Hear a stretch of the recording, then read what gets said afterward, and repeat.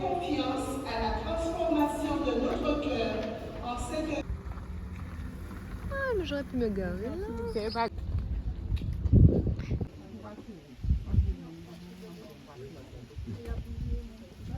Don't say.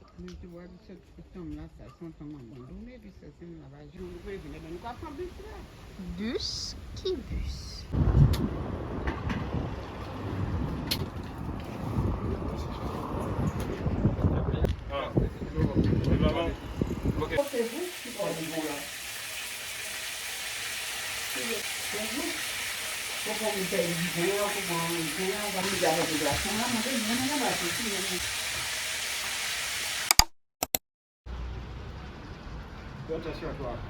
Bonjour. Alors, je ne sais même pas comment expliquer. Là, je suis en train d'expérimenter mon free wheel à 100%. Je suis sortie de ma voiture, j'étais en train de rouler et tout. Et je me suis dit, mais attendez, pousse. Qu'est-ce qui se passe là? Qu'est-ce qui se passe? Où je suis? Je suis au gosier. Regardez-moi cette vue. Regardez-moi cette vue. Et je me suis dit, mais en fait, là, je suis en train de refaire un peu ce que je faisais à Orléans. C'est-à-dire que, genre, je vivais ma vie et je voyais rien autour. Rien autour. C'est-à-dire, c'était quoi? Tram, travail, je rentrais tard le soir. Je me suis dit, mais t'es en Guadeloupe, t'es chez toi.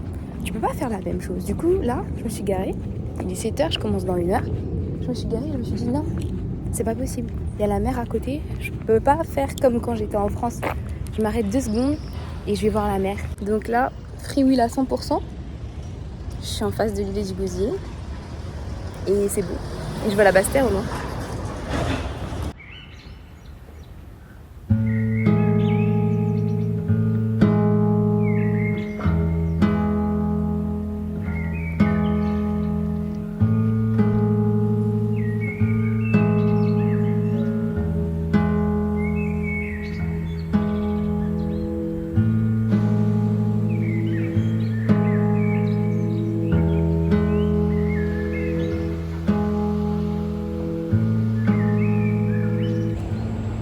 Expérimenter le free wheel. Je pense que c'est la meilleure chose qui existe. C'est beau, c'est magnifique.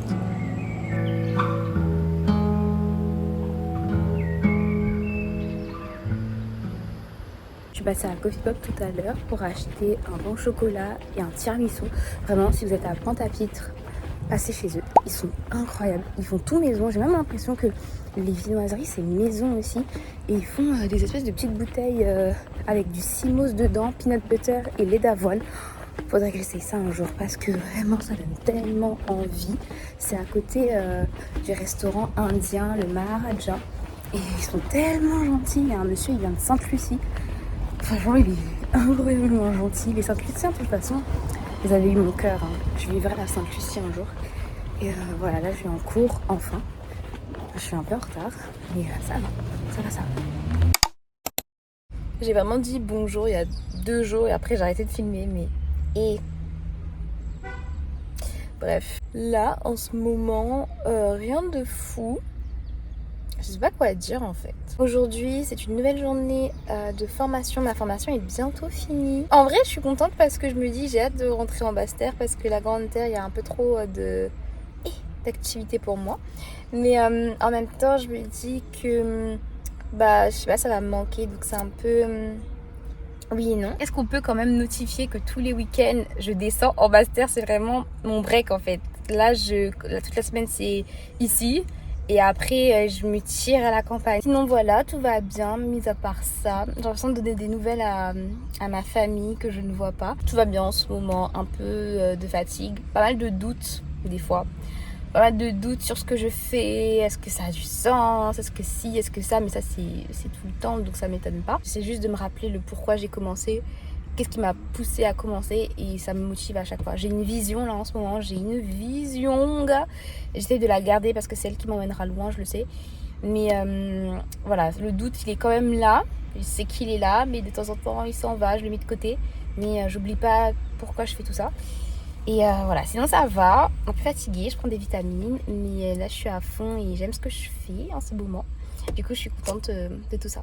Donc voilà, je vais y aller parce que c'est bientôt l'heure et on se revoit après, dans 2 jours. Oh, pardon.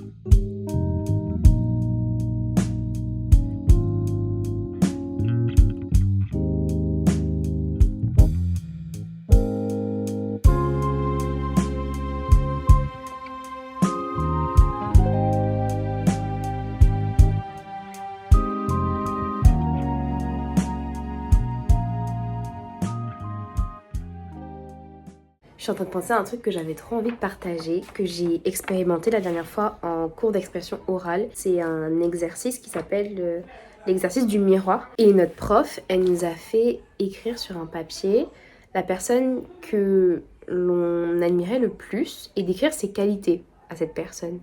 Moi, j'écris ma mère et du coup, j'ai écrit que ma mère, elle se prenait pas la tête, qu'elle se laissait pas marcher dessus, qu'elle s'affirmait, qu'elle s'exprimait en cas de désaccord, etc. Et ensuite, elle nous a fait écrire les défauts de quelqu'un qu'on détestait. Du coup, j'ai écrit les défauts de quelqu'un d'autre. Du coup, j'ai écrit les défauts de quelqu'un qui m'insupportait beaucoup en ce moment. Et j'ai écrit que cette personne parlait trop, qu'elle était arrogante, qu'elle avait un ego surdimensionné, qu'elle faisait que parler d'elle, qu'elle était auto-centrée, mon Dieu, sans gêne, exaspérante, etc.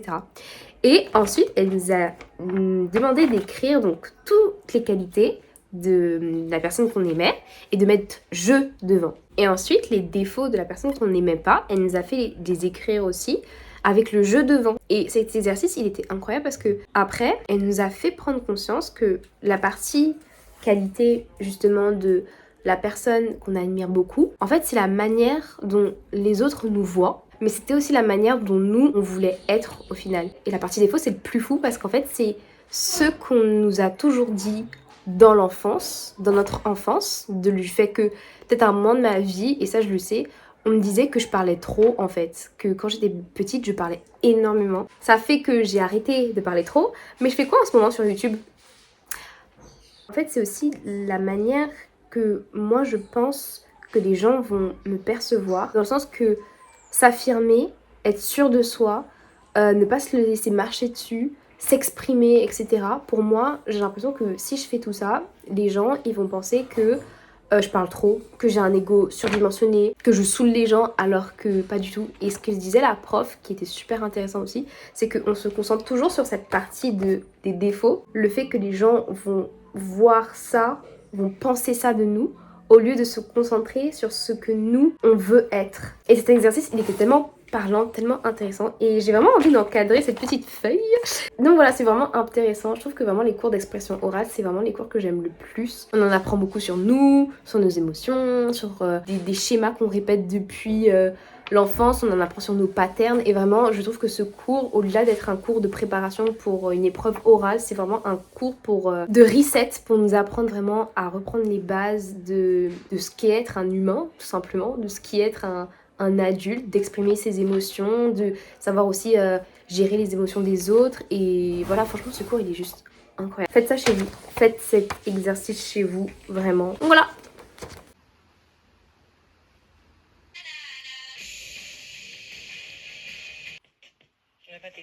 I feel like we were so involved in the church.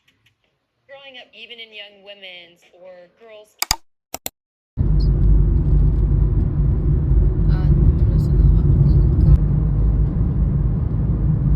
Là, je suis en route pour Pointe-à-Pitre. Je suis partie hyper tôt ce matin parce que je me suis dit, je vais partir tôt parce que la voiture, on sait jamais.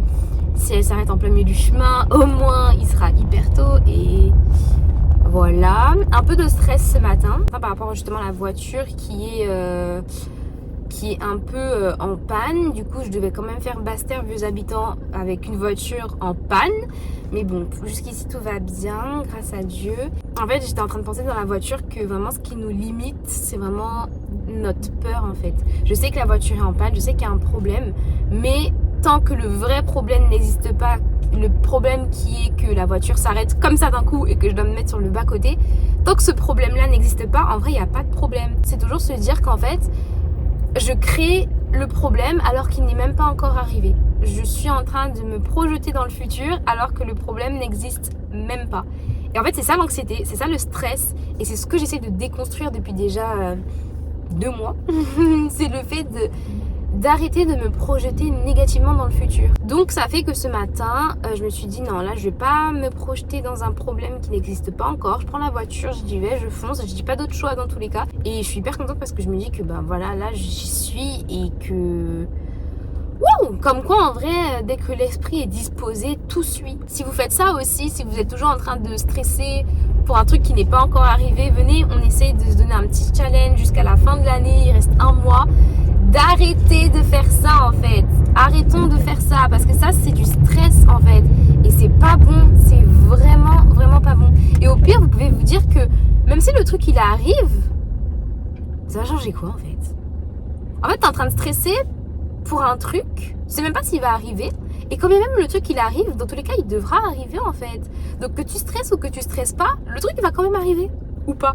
Donc autant ne pas stresser. Donc venez vraiment, on se donne un petit challenge là, de cette fin d'année, d'arrêter de stresser pour des choses qui n'ont aucun sens, parce que le stress crée des maladies, crée des cancers, crée des ulcères.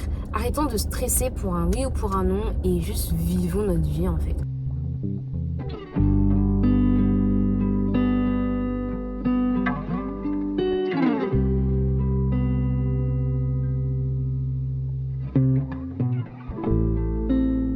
Je viens d'arriver, je me suis changée parce que je me change toujours dans la voiture. Et du coup, là je viens d'arriver, j'étais sur le parking, là je vais m'avancer un peu parce que je me suis mise loin. Attends. Voilà, je me suis mise loin pour pouvoir me changer. Là je suis bien arrivée, je suis hyper contente. contente. La voiture est toujours aussi problématique, mais c'est pas le sujet en fait. Là, le sujet, c'est que je suis contente d'être arrivée. Grâce à Dieu, Dieu est grand et que là, je vais en cours. Il y a un super beau bateau de croisière. Je vais essayer de le filmer, c'est incroyable.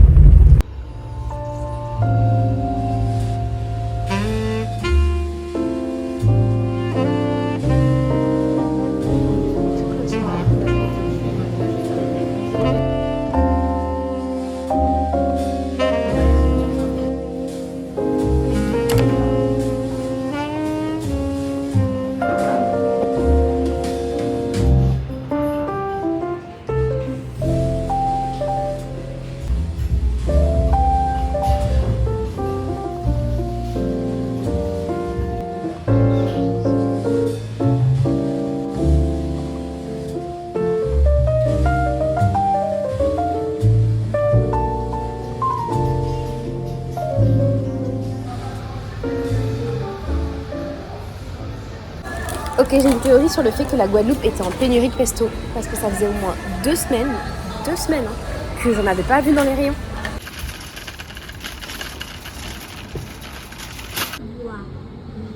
Les chocolats sont pour boule de...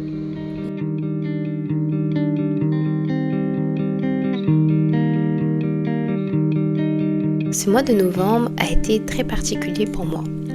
Lorsque j'ai écrit mes intentions pour le mois de novembre, j'avais souhaité que ce mois soit doux et calme.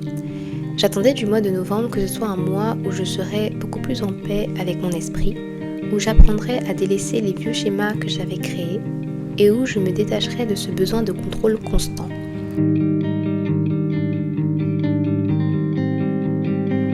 J'ai souhaité que ce mois soit bénéfique tant sur le plan personnel que sur le plan professionnel. Et j'ai été agréablement surprise de voir que toutes mes prières ont été exaucées. Le mois de novembre a été un mois de révélation. J'ai réalisé que rien n'était sous mon contrôle, que mon anxiété me mentait constamment, que ce qui faisait d'une mauvaise journée une mauvaise journée était tout simplement notre point de vue, qu'un esprit positif attirait le positif et qu'il n'y avait rien de plus beau que de donner quand l'on reçoit. Alors je suis heureuse de dire que ce mois de novembre a été un mois d'éveil spirituel et personnel, que novembre que j'associais toujours à la couleur grise est désormais pour moi un rose réconfortant et apaisant.